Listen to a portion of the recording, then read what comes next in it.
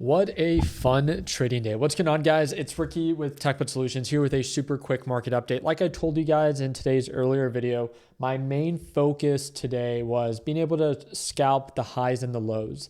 Originally, I opened up a short position here on Micron. It ended up selling off, closed my short, went long, then went short, went long, went short. Honestly, range and margin was not super attractive out of the 1.4% that it had to offer. I maybe caught half of that, right? I never go for the full move. I know I'm not a perfect trader. Trying to catch the full move is often going to bite me more than it's going to reward me. So because of that, again, if you're part of my LPP team, you got all of my updates. You also got to watch me trade live this morning where we identified the highs and the lows. Micron today was trading a little bit different than a lot of the other semiconductor stocks. NASDAQ market was incredibly bullish, incredibly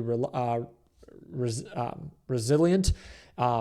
That was kind of the case with like INTC for the most part of the day, right? We also had, let me go ahead and pull it up here. It really was just Micron, I believe. I didn't check on the others. Dell had an incredible rally. Rocket Lab doesn't count. NVIDIA had a really strong performing day, but obviously not necessarily a new semiconductor. We had Marvel very elevated and remained elevated the entire day. Western Digital actually ended up 2% in the red. Wow, I wasn't paying attention to that one. And SanDisk, I would say a more comparable stock is probably SanDisk, an incredibly strong, ended 10 to 11% in the green.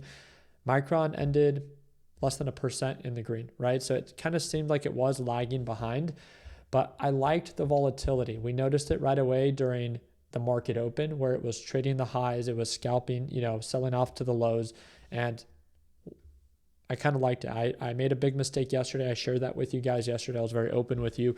I lost over $9,000 yesterday alone, and today I made most of it back. $8,000. This is a big day for me, right? Just like yesterday was a big loss for me, and Friday was an even bigger day for me. I made $28,000 that day. My biggest focus today was don't get greedy. And as soon as direction begins to turn against me, that even if I lose $1,000 or $1,500, just to be okay with cutting it quick. And I know for some of you that are watching this, $1,000 or $1,500 might be your max loss, might be your account size. I don't know, right? You're a beginner. You have to remind yourself your account size should reflect someone that's just getting started.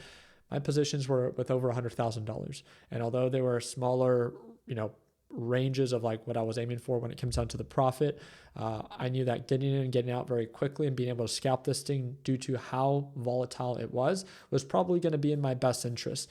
And it was really the last two moves that really made the biggest difference. It sold off and then it really began to rally. It became overbought. I announced the short with my LPP team, kept my short relatively pretty kind of like small in the grand scheme of things, sold off, let it rip as much as it needed to, began to consolidate, and then closed out the short. So $8,200 on the day. I'm very grateful for it. I was able to bounce back after a very solid loss yesterday.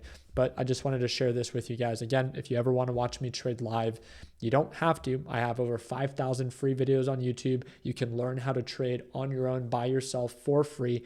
But if you're someone that learns best by watching other people do, and if you want access to these daily live sessions, I've said it with you guys before. Again, second link in the description down below. It's our homepage for LPP 3.0. I would encourage you, watch the video to see what's included. Watch the previous live sessions that we've shared with you so you can actually watch me trade live before you join, so there's no surprises. Everything is literally explained here to see exactly what's included. A to Z video lesson library, daily live sessions, and private group chat, all included, one-time payment, lifetime access. We even provide for you the risk to reward ratio calculator, the win rate calculator, and being able to calculate based off how much money you're starting off with, how much money you can make or lose depending on how terrible your edge is, right? I think something very important. With that being said, again, that's enough about me. Let's go ahead and quickly talk about, what happened today. So Bitcoin treasury companies, do not be alarmed. It's going to get a lot worse. Again, Bitcoin getting absolutely destroyed. At least for now, it's holding above $58,000. We're about $100 away from that. I'm very confident that we're going to break that support because, again, the NASDAQ market had an incredible day today. The NASDAQ market is just, 1% or 2% from all-time highs. So incredible day. Now it's incredibly overbought. This is where we can have a lot of fun. by this thing being overbought, if this begins to sell off, not saying that it's going to anytime soon, but most likely patterns tend to repeat themselves. We're reaching elevated levels. If it begins to sell off, what do you think is going to happen to Bitcoin? And if Bitcoin sells off and breaks below 58,000, new lows, a lot of selling pressure, a lot of people getting liquidated because crypto is full of leveraged traders that don't know how to manage or mitigate risk. So they're going to be forced to sell. What do you think is going to happen to MicroStrategy, right? That is the death spiral that is likely to happen with this absolute terrible and worthless company. Think about that. In just the past 45 days, this stock is down from 197 all the way down to $89, 56%. Sorry, 50 days. My apologies. 50%, 56% loss in 50 days. Have no fear. MSTR bag holders are here. The other stock that I quickly wanted to talk about that reported earnings today that sold off quite a bit is Nike. Nike is down 6.5%. I wanted to get your take on it. I can make a whole video on just Nike itself. The reason I'm talking about it is that Nike actually beat earnings. But on the day chart, on the week chart, I mean, it is literally trading at levels that it was once trading at, back in 2015, right? It's at over 10-year to 11-year lows. But it looks like sentiment, has changed. Direction is incredibly bearish. Should we buy the dip just because it's cheap, or is sentiment more important? Remember, 2026 and 2025 has been the year of not great fundamentals necessarily, right? A lot of companies that are performing very well price-wise are not fundamentally great companies. They're companies that are, they have a really good story. There's a lot of excitement, a lot of projections and guidance, good guidance, right? That isn't necessarily the case for Nike. Nike reported better than expected earnings according to Investing Pro when you type it in. Fair value analysts say that there's 48% upside. It looks like fundamentally a really good, maybe possible opportunity. Revenue is beginning to uptick a little bit. You can see the hit that it recently took. Again, this is why I think it's so important to be able to do a deeper analysis.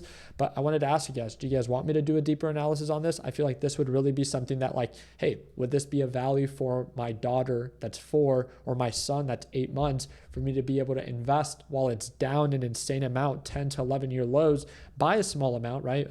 A few $1,000s, and then 10, 15, 20 years from now, where would Nike be then, right? Or is it a death spiral, also the end of kind of like a household name?